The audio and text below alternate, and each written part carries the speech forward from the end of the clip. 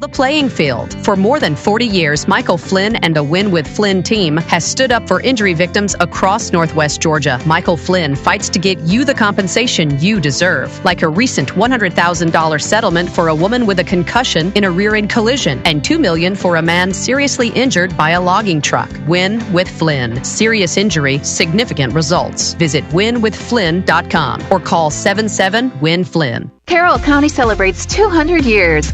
By 1830, the county seat was moved to its present location, and in December 1830, the legislature incorporated the town as Carrollton. The first public auction for lots of Carrollton occurred in 1831 on a Tuesday, and First Tuesday became a long-standing tradition where citizens would gather to buy and sell land. In fact, there's a shopping mall in Carrollton today named First Tuesday Mall, in homage to that historic event.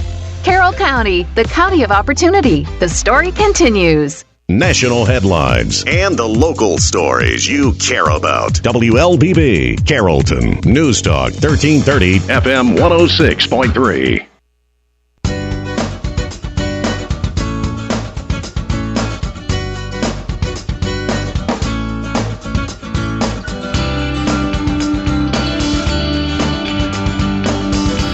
It is 8:30 to get Tuesday morning. Welcome to the WLBB Community Voice here on News Talk 1330 FM 106.3, streaming live online at newstalk1330.com. This morning we're on the News Talk 1330 WLBB Facebook page, and I'll introduce you to my guest here right now. Will Godbee, one of two candidates remaining in the race for the District 4 seat on the Carroll County Board of Commissioners. He is my guest this morning. The other candidate is Jeffrey Vance. He was on the program Monday morning, and that show's now archived on the newstalk1330.com website and the Newstalk 1330 WLBB Facebook page. Today's the second day of advanced or early voting in the June 16th general primary election. You can vote early every day this week through Friday at the Carroll County Elections Office, the temporary elections office up here on Noonan Road, and this will be the last election in the temporary office before you get to go vote in the big admin building, the new admin building. Now, this runoff is necessary after four candidates are on the ballot for this race in the general primary. None of those received the required 50% plus one vote to avoid the runoff. Godbee and Vance were the top two vote getters, so they move on to this runoff again. Early voting lasts until Friday. Election day is next Tuesday. If you're going to vote early this week, you'll do it at the temporary elections office, and then Tuesday, if you wait till Tuesday to go, you'll actually go to your personal polling place. And if you don't know what that is, I think you go to sos.ga.gov or ga.sos.gov, and you can find that out to make sure that you do go to the right place. Will Godbee, good morning. Good morning, Colin. How are you? Doing good. I just saw you a month ago. I know. It's not been long. Program, but yeah, congratulations making it to the runoff. Yes, sir. Thank you. It's a big feat to think that you're going to win, get 50% of the vote when there's four candidates out there. Yes, sir. I honestly didn't think that would happen, but well, fingers crossed. You hope, yeah, of course, you hope. You hope so. Well, let's start out. Let's just introduce yourself again. What's the most important things that people should know about you? All right. So my name's Will Godbee. I'm seventh generation Carroll County, and my family has been in the Clem community for roughly 150 years. I live in my great-grandfather's house that was built in 1908. We actually had a store in town, and when the Depression hit, they had the farm that they had already purchased in Clem, but when the Depression hit, they lost the store, so they had to move back to Clem and raise 10 kids in that house. It's a 2-bedroom, 1-bath house. So I live in Clem, graduate of Central High School. I then went on to the University of Georgia, where I got a bachelor's degree in political science. I thought about going to law school. But my dad has three successful businesses, so he needed some help, and so I decided that I wanted to come back and work with him, and so I started working for him when I was 14 during the summers, running a chainsaw for $10 an hour, and now I manage both of our crews throughout the whole state and do all of our budgeting and invoicing and billing, and I guess it's the same thing, but making sure that they complete the jobs. I go out, and then I actually do manual labor too every day if needed. So I run pieces of equipment or a chainsaw or a weed eater and cutting grass. We do many different things. So I came back, worked for him, And, I've always had a passion to serve. I ran 4 years ago against Steve. So I felt that it was something that I've always wanted to do. I just want to help people. I just want to be a voice for the people. My grandfather was a commissioner as a child, so I was around it. I learned a lot from him. He's given me tons of advice, taught me a lot in my life. My dad was a deputy for 16 years, worked for Sheriff Langley and Sheriff Tony Reeves, who recently just endorsed me last week, or the beginning of this week, so that was great. And my mom's a Carroll County educator, so public service runs in my family, has for generations. And, I feel like this is the right time for me to serve the people, because the next 4 years they're a big deal. We've got a lot of things going on in Carroll County that if we don't have the right person on that board, then it could go one way or the other. Now, was your grandpa chairman or commissioner? No, he ran for chairman, and he was commissioner for 1.5 term. He ran in 2004, got elected, served that term. Well, that was a special election, and then he ran again, and then he resigned to run for chairman. He talked to you about what that budget was like 20 years ago? Yeah, I believe it was around $35 million. Are we like 95 now? Or yeah, 95, I think, is what it is up to now. 20 years from now, that could double again. Yes, absolutely. I'm sure it could. Will Godbee, our guest on this morning's Community Voice program, one of 2 candidates in the runoff for that District 4 seat on the Carroll County Board of Commissioners. So 4 years ago, you challenged Steve Fuller, and after he won, he did express to several people that I'm not going to do that again. So has this been on your mind for 4 years? Absolutely. I've said 4 years ago the night I got beat by Steve, and nothing against Steve. Me and him are actually cousins, distant. So, well, you were telling us before the show, did your grandpa or somebody have like 26 brothers? 21 brothers and sisters on my mom's side. That's where all those votes come, because they're all the tree dropping down. You got all that family. That's right. So, but yes, I've had it on my mind for 4 years. I told everybody 4 years ago that I was going to run again, and I've had people ask me throughout the 4 years. I've tried to stay in touch. I've tried to attend meetings and be involved locally and do things where people can see that I'm trying to work towards that. So I had planned on running either way. I'm a man of my word, so if I tell you I'm going to do something, that's what I'm going to do. But what did you learn from the first one that you're bringing with you the second time? Were the things that you did that you didn't need to do or shouldn't have done, or the things that you maybe the first time I really think, it was a learning experience for me. I got to meet a lot of people, connect with a lot of people that I've now go back to, and they say, well, we voted for you last time, so we're going to vote for you this time. Or maybe they say, we didn't support you last time because we thought you were too young or whatever. I had long hair back then, and I kind of looked like an outlaw, so I've tried to clean up and look presentable, and I just want to be professional and serve the people and do a good job. That's the responsibility to me as a commissioner, if I'm elected, is just to represent the people and what they want. 4 years from now, is there a project that you hope to be a part of, to see complete within 4 years? Are there? There's nothing in my mind that I want to accomplish other than just being a good representative, because I feel like in this day and time, there's a lot of people that just don't feel like government really truly represents them. I think we just need to be transparent, accessible, honest, and whether that's holding public meetings before something occurs, or just trying to get the word out to the people to know, so that they know what's going on in their community. There's a lot of times that things happen where people aren't informed, and I feel like if they were informed, they would probably not be as irritated or upset when they find out about because they when you know something and you can discuss something, a lot of times it makes your opinion change. But when you are told this is what's going to happen, then people just feel like it's forced on them, and people don't like that. Or people out in my area don't. That's just my experience. Can you commit to town halls? Is that something that town halls? Absolutely, every quarter, every month? I believe. I don't know. Haven't thought about scheduling that, how that would be scheduled, but. Absolutely. If there's something that's a big deal that's coming up, I would absolutely love to do that so that people are informed. I try to try to share stuff on my Facebook, which I had a terrible time with Facebook. I got hacked and lost my whole campaign page during this election. So I've tried to stay informed, but it's hard because Facebook won't let me send but 10 friend requests a day. So I can only send people 10 friend requests a day. So, I mean, there's people that are my friends that I don't have on my Facebook that, don't see my post. So, I'm hoping once all this is over, I can get something established, a good website, a good way that we can communicate, maybe through text, maybe like a sign up where I can send out messages straight to everybody's phone so that they can see things that are going on in the county, like the school system does with like Remind Me or something like that. I think that's a good way. I mean, people would see that, and you wouldn't miss anybody because they would sign up if they live in your district.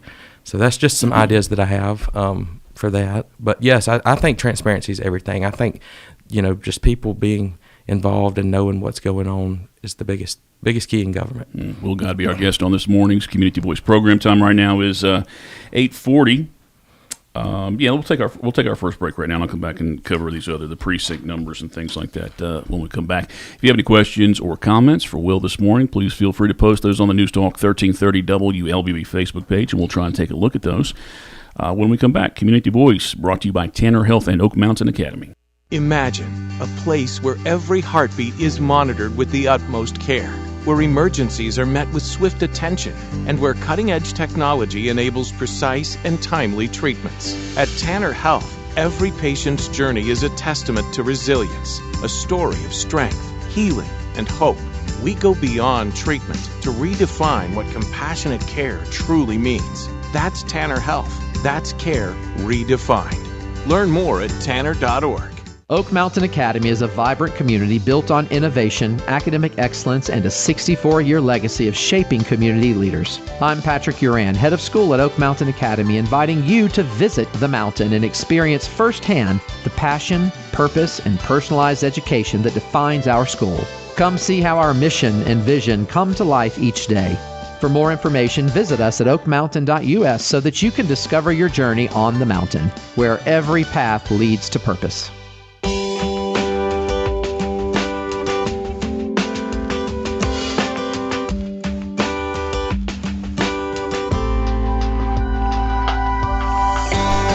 All right, 8:41. Welcome back to the Community Voice. My name's Colin Worthington. My guest this morning, Will Godbee. He is one of two candidates remaining for the runoff for the District 4 seat on the Carroll County Board of Commissioners. Good morning to Tina and Bailey, who are watching the program this morning, and they've checked in, just showing support for the program. I'm assuming they're supporters of Will there. But hey, I did want to go over the way the precincts shaped up. Yes, sir. Previously. Now, in total. For you and Vance, it's like 2,096 votes total there. You had 1,076, and Jeffrey had 1,020, so it's 56 vote separation there. But it's worth noting there's 1,022 that were against both of you guys. Correct. So those 1,022, in theory, if they were all to go out to vote, I mean, you want to get those. Do you know which precincts you did better in? And yes, sir. I believe Clem, Oak Grove. The city, Neva-Lomason, and I'm trying to think. Bethany, I believe. Well, Bethany only has a few votes, but Rooteville, I think I won. I think I won Rooteville as well. Well, Rooteville actually, Jeffrey got 22-12, but I mean, I'm guessing that's another split. Okay, maybe the numbers I've seen precinct. Different. Well, the numbers I was looking at were before early. We're not including early voting. I got you. So that's but with these early ones where voting. nobody really showed up. I mean, and I think I talked. Those are small. Those are very small. They don't have maybe 50 or 60 voters. Really? I mean, okay. Because they're not split. Well, that's what I'm asking. They split. So Bethany is not even in District 4, and neither is Rooteville. Those precincts are actually not in District 4.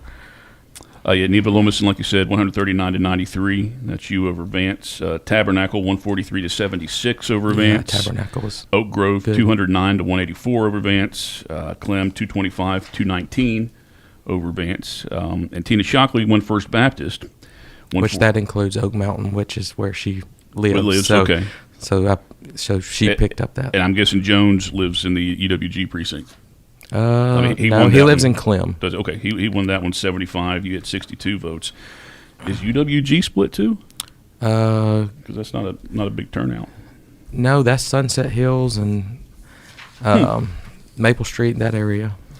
Well, you got your work cut out. Have you been? Oh, Have absolutely. you been going door to door then? Yes, I have. I've tried to target, the areas that I didn't do as good as I'd expected. So I've worked in those areas, and I'm going to continue to do that. Has anybody new taken a sign from you? Yes, Since then? I've had several calls, and every day my phone has been honestly ringing with people wanting to ask me a question or ask me for a sign. Well, what are they asking you for? What kind of questions are they asking you? About mainly data centers. That's the main thing that I hear is just what do you think about them? Where do you stand and that kind of thing. What do you know about data centers then? What do you think you know? This is just my opinion. All the information you can see about data centers is from people that build data centers. So, or the people who allegedly live near them. Correct. And so, I've been to the meetings every month, and I've heard the people talk about it, their experiences, the people that they know. So I've heard very bad things about how it can affect a child that's been, before you're born in your stomach. Yeah, I've heard about that, and I've heard about animals, how it affects them. But everything I've heard about it is negative, of course, but everything on the people that are building them say it's great. So, but when you hear about people that actually live around them, they say it's terrible. Just the noise and all that kind of thing, and the health concerns as far as pollution in the water and that kind of thing. I don't know if I've heard a developer say that, hey, if we don't build these, you're going to be without storage. Which makes me kind of think then if we have enough, Yeah, I've heard stuff as far as this may be the crypto currency. This may be how we digitize money and that kind of thing. And I don't know if that's true or not. And I've also heard people say in 10 years it's going to be extinct and it's not going to matter. So then we're going to have these buildings sitting here empty, with nothing in them. Well, right now Carroll County has a moratorium against those being developed, and I think that'll run through September now. We know that one business, we know there's one going up in Villarica, but I don't think that's been cleared by the EPA yet. And then there was discussion of having that one in Temple. Correct. And there's a possibility that one might come back, or perhaps they may find a landfill spot in Haralson County, allegedly. That's possible. Yeah. That's possible always. But if something does come back in, say January, somebody's got a proposal for rezoning, or, if once the moratorium comes back and then there's a new ordinance that says, all right, if we're going to build a data center, it's got to be in this corridor, it's got to be right here off this state highway or whatever. How are you going to decide whether to support that? I think we have to do a lot of studies before we can make any decisions. We need to do environmental studies, impact studies, all that, everything, so that we can see who it's going to affect first and foremost. And then we have to look at the people living around it. Do they want it or not? And if they don't want it, then I don't think we can support something if the people are against it. It's their community. Maybe put it to a vote. In Coweta County, they're trying to do a referendum right now and put it on the ballot to where they would have to vote. The community would have to vote to pass it or not. So maybe that's an idea that we could do in Carroll County is put it to the voters and see where they stand. Mm-hmm. Because at the end of the day, the citizens of Carroll County should control what goes on in Carroll County. It should be up to them. I would hate to see something happen and, because we don't know the effects that they're going to have in 20 years. Why don't we? 20 years, if they've been around for 10 but years. I read a thing this morning before I came in here that said they've been around since the 40s. In some form, sure. Yeah, and, Yeah, there's a group, I know there's a group that started building them in the 90s in Ohio. Uh-huh. And I know, they're pretty proud that they're still up, but it's not like they're building them for these giant. Yeah, this is a totally different thing. This is the AI race, so they say, against China. Mm-hmm. So we'll see. Well, along the lines of getting what the people want, giving them letting them make the decision. If there's something, say there's a project or something, or there's a decision to be made by the Carroll County Board of Commissioners, and it's it's a topic a lot about, and you're confident in your knowledge, but yet you got 50 people reaching out to you saying, we don't want this, man. We don't think this will be good, but just based on your knowledge, it'd be good. How do you make that decision? And that's like we discussed last time. I think with that, you have to just inform the citizens, and when they're informed, you can talk to them, have those town halls meetings, and get ahead of it before they can be against it. You know what I'm saying? If you talk to them and say, hey, this is what we're about to do, or this is the idea that's planned, and you say, you know, explain it in a way that they can understand that this will be beneficial to the county in either revenue or some other type of way. Could be, you know, a park or, you know, something where they could enjoy it. You know, I think most people would be okay to that. You know, open to it. If you could explain how it would benefit the county, I think they could be okay with that in any situation. I mean, really. Time right now is 8:49. We'll take our third break here. I do want to remind you that early voting is going on right now, early or advanced voting. Democratic ballots for Lieutenant Governor. You got Josh McLaurin and Nabila Parks. Secretary of State, again, Democratic ballots, Dana Barrett and Penny Brown Reynolds. Commissioner of Insurance, DeAndre Mathis and Keisha Waits. And for Commissioner of Labor, again, Democratic ballots, Nikki Porcher and Michelle Sanchez. Now, on the Republican runoff ballot, this is in Carroll County. U.S. Senate, you've got Mike Collins and Derek Dooley. For Governor, Rick Jackson and Burt Jones, like there's anybody in the world who doesn't know about that race at this point. For Lieutenant Governor, Greg Dolezal and John Kennedy. Secretary of State, Tim Fleming and Vernon Jones. State School Superintendent, Bubba Longrear and Richard Woods. Public Service Commissioner, District 5, Bobby Meehan and Josh Tolbert. And again, we're talking Carroll County, Republican side. For County Commission, District 4, you got Will Godbee and Jeffrey Vance. Again, we talked to Jeffrey yesterday. That podcast is on our website at newstalk1330.com, also the Newstalk 1330 WLBB Facebook page. And if you're just tuning in, Will Godbee is our guest today. And when it's completed, it'll be archived on our website as well. And we'll be up on Facebook for a month until they decide to take it down. But I'm going to take our third break right now. Our second break, rather. Time right now is 8:51. Community Voice brought to you by Tanner Health and Oak Mountain Academy. Imagine a place where every heartbeat is monitored with the utmost care, where emergencies are met with swift attention, and where cutting-edge technology enables precise and timely treatments. At Tanner Health, every patient's journey is a testament to resilience, a story of strength, healing, and hope. We go beyond treatment to redefine what compassionate care truly means. That's Tanner Health. That's care redefined. Learn more at tanner.org. Do the math. At Oak Mountain Academy, our average graduating class has just 12 students. We celebrate a 100% graduation rate with more than $10.5 million in college scholarships offered. Plus, 96% of our students are accepted into their top choice college. Do the math. Can you see the value of an OMA education? I'm Patrick Uran, head of school at Oak Mountain Academy, and I'm here to help you do the math. For more information, visit us at oakmountain.us so that you can discover your journey on the mountain, where every path leads to purpose.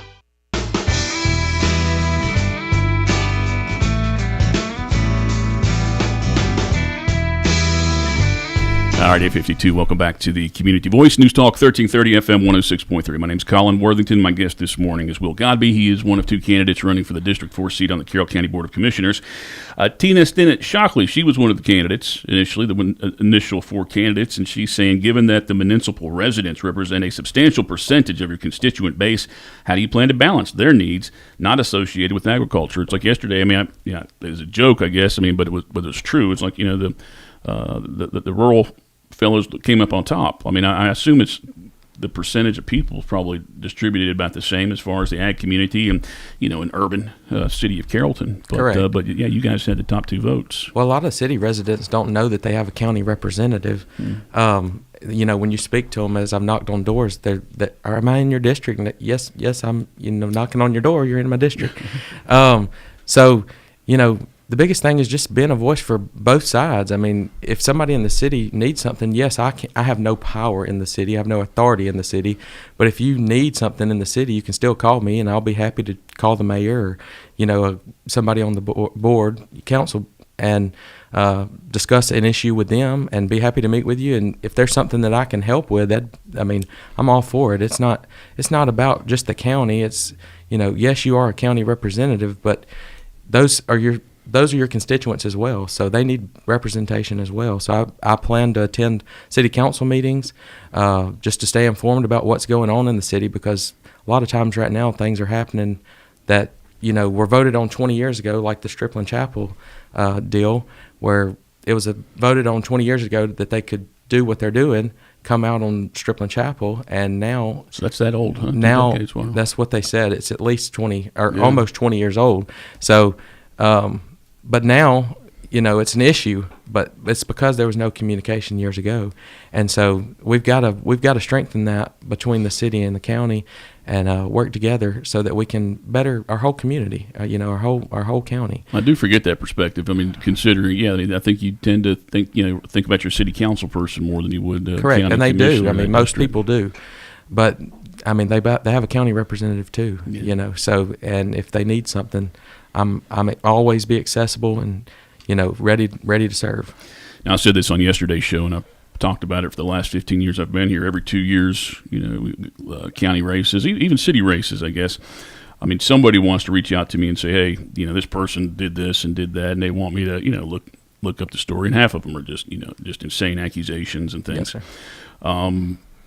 But have you heard things about yourself during this campaign? Have people come up to you and say, well, you know what? I'm not going to vote for you because I think you did this, or I heard that you did that. The only really thing that I've heard is just about my age, and that's something I'd just like to comment on here. So I did a little research, and I found that 7 founding fathers were actually 26 or younger during the signing of the Declaration of Independence, and that was James Monroe. He was 18. Aaron Burr was 20. Alexander Hamilton was 21. John Lawrence was 21. James Madison was 25, and Governor Morris was 24. Edward Rutledge was 26, and he actually signed. And Thomas Lynch Jr. was 26, and he actually signed. And like in today's time, Caroline Leavitt, she's the press secretary for Trump, and when she started, she was 27, which would be the same age that I would be if elected. So I don't think age affects ability. I've seen men twice my age make bad decisions. So I don't think my age really is any factor. I feel like I have plenty of experience. In my business, I've my grandfather's businesses. I've watched him do that.